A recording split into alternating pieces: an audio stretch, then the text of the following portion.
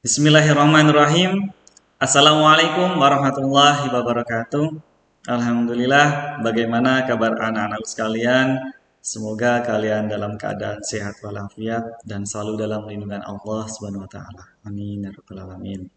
Nah, untuk pertemuan kita kali ini kita akan melanjutkan materi kita Pendidikan Agama Islam bab 11 tentang tata cara bersuci.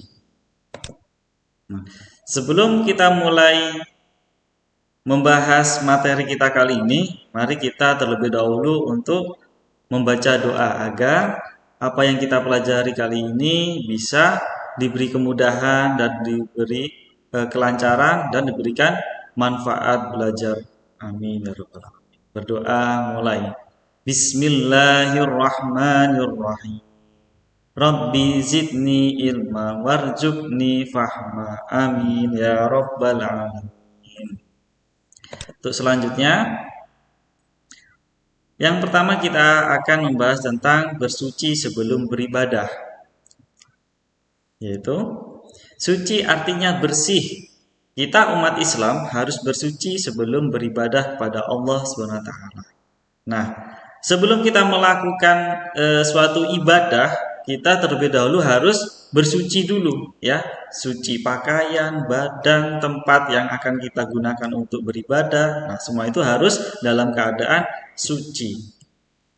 Bersuci disebut juga dengan toharoh. Nah, pakaian, badan, dan tempat tinggal harus bersih dari kotoran dan najis. Semua najis adalah kotor. Nah, ketika kita mau melakukan suatu ibadah, ya, contohnya sholat, kita harus terlebih dahulu membersihkan badan kita, ya, pakaian kita, dan tempat yang akan kita gunakan untuk sholat itu harus dalam keadaan bersih, ya, harus dalam keadaan bersih dari najis dan kotoran. Kotoran manusia dan hewan serta air kencing adalah najis. Bangkai, darah, serta nanah juga termasuk najis. Nah, ketika kita mau melakukan suatu ibadah, kita harus bersih dari hal-hal yang membuat ibadah kita tidak sah, yaitu ketika kita melakukan sholat terkena najis. Apa saja itu yang bisa bikin najis? Nah, itu adalah air kencing manusia, ya. Air kencing hewan juga itu adalah najis. Kemudian bangkai, darah, serta nanah ini adalah hal-hal yang najis dan kotor.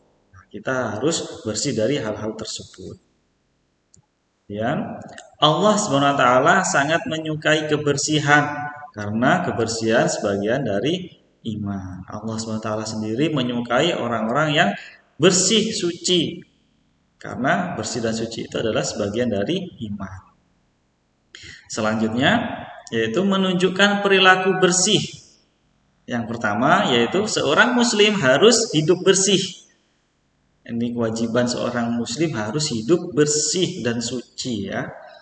Kemudian, setiap pagi dan sore harus mandi memakai sabun. Nah, adalah contoh cara kita membersihkan badan, yaitu dengan cara apa? Mandi pagi dan sore menggunakan sabun. Kemudian menata rapi kamarnya, membersihkan rumah dan perabotan. Nah, ini adalah salah satu contoh kita membersihkan tempat tinggal, yaitu kamar, ya, membersihkan rumah dan perabotan yang ada di dalam rumah.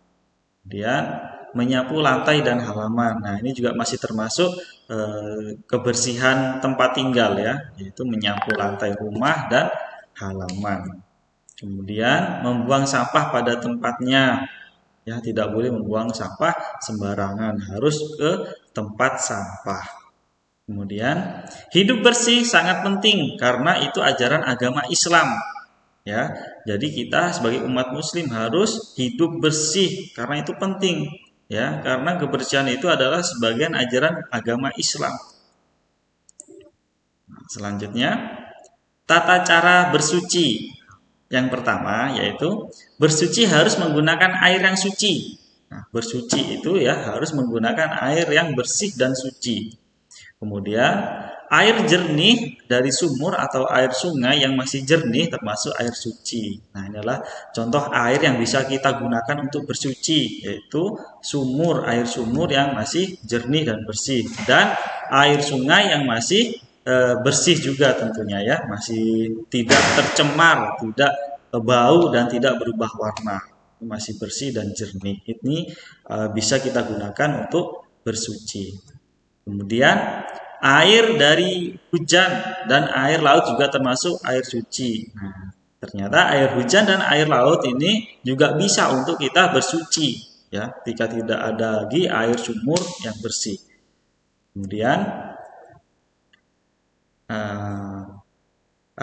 beberapa contoh mensucikan ya. Yang pertama yaitu mensucikan badan. Setelah buang air besar atau buang air kecil, pasti terkena najis atau kotoran. Maka sucikanlah dengan cara menyiramnya dengan air bersih, kemudian gosoklah zubur. Nah, ini adalah membersihkan ketika kita buang air besar, yaitu menggosok zubur kita dengan air bersih.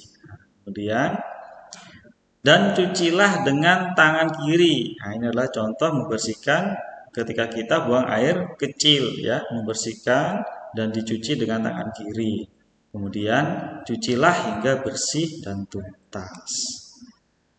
Mensucikan badan juga bisa dengan cara mandi ya. Mensucikan badan itu keseluruhan badan juga bisa dengan cara mandi menggunakan sabun dan air bersih. Kemudian mensucikan pakaian. Nah, yang kedua yaitu adalah mensucikan pakaian. Pakaian, terutama celana dan kaos kaki, sering terkena najis atau kotoran. Caranya yaitu buang kotoran atau najisnya, lalu siramlah dengan air sabun. Kemudian sikatlah dengan sikat pakaian, lalu siram dengan air bersih agar suci. Nah, inilah cara membersihkan pakaian yang terkena kotoran najis ya. Dengan cara apa? Dibersihkan dulu ya, dibuang dulu kotorannya, najisnya itu dibuang dulu, kemudian disiram dengan air, kemudian disikat dengan sabun ya, kemudian dibilas lagi dengan air bersih dan suci. Nah, yang ketiga yaitu mensucikan tempat. Lantai sering terkena najis atau kotoran. Buang kotoran lebih dahulu menggunakan sapu, lalu bersihkan lantai menggunakan lap atau kain basah. Nah, kemudian dilap sampai bersih. Pakailah cairan pel agar lebih bersih dan lebih harum. Nah, inilah contoh gambar membersihkan rumah ya, dengan cara disapu dulu lantainya, kemudian dipel dengan lap basah ya. Kalau bisa pakai cairan pel agar bersih dan harum. Nah, yang keempat yaitu mensucikan barang atau perabotan ya. Contohnya perabotan piring, gelas, sendok ya. Biasanya akan kotor setelah kita gunakan untuk makan. Cara membersihkannya yaitu buanglah sisa makanan terlebih dahulu ya. Kalau ada sisa-sisa makanan itu dibuang dulu. Kemudian gunakan spons dan sabun untuk menggosoknya ya. Dan yang terakhir bilaslah hingga bersih. Nah, itu adalah salah satu contoh membersihkan perabotan piring, gelas, sendok dan lain-lain. Nah, mencuci piring itu menyenangkan karena kebersihan itu menyehatkan. Karena kebersihan adalah sebagian dari iman. Alhamdulillah kita sudah menyelesaikan pembahasan materi kita tentang tata cara bersuci. Nah, semoga apa yang kita pelajari kali ini bisa kita pahami ya, bisa kita praktekkan dalam kehidupan kita sehari-hari. Nah, kesimpulan pembahasan materi kita kali ini kita bisa ambil dari Al-Quran ya. Allah SWT berfirman dalam Al-Quran surah Al-Baqarah ayat 222 yang artinya sesungguhnya Allah menyukai orang-orang yang bertaubat dan menyukai orang-orang yang mensucikan diri. Nah, dari arti ayat tersebut kita diingatkan untuk tetap bersih dan suci dalam sebagian dari iman. Dengan mensucikan diri berarti menunjukkan cinta dan ketaatan kita kepada Allah SWT. Berarti dengan kehidupan bersih, ya, suci, itu adalah contoh ketaatan kita, kecintaan kita kepada Allah Subhanahu Wa Taala. Nah, semoga kita bisa meneladani Rasulullah, ya, suri tauladan kita. Beliau juga mencontohkan hidup bersih dan sehat. Semoga kita bisa mengaplikasikannya, mempraktekannya dalam kehidupan sehari-hari untuk hidup bersih. Nah, alhamdulillah kita sudah menyelesaikan materi kita tentang tata cara bersuci. Sebelum kita akhiri, mari kita baca hamdalah dan doa kafaratul majelis bersama-sama. Alhamdulillahi rabbil alamin. Subhanakallahumma wa bihamdika asyhadu an la ilaha illa anta astaghfiruka wa atubu ilaik. Pak Firman akhiri. Assalamualaikum warahmatullahi wabarakatuh.